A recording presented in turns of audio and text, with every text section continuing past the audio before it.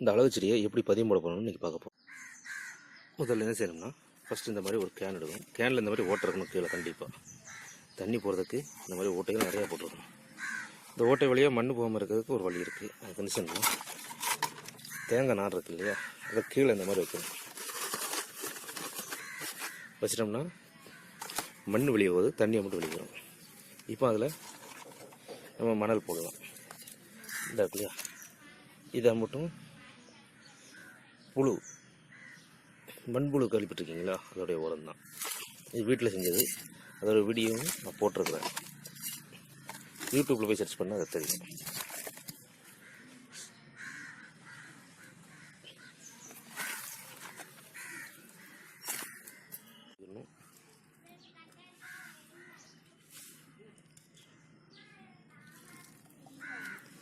தண்ணி ஊற்றி ஒரு 10 நிமிஷம் கழிச்சு தான் நம்ம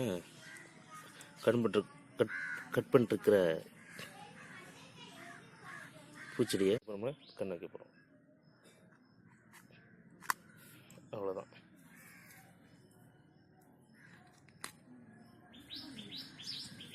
இப்படி சாய் வைக்கணும். அப்போ தான் நிறையா தொங்கும்.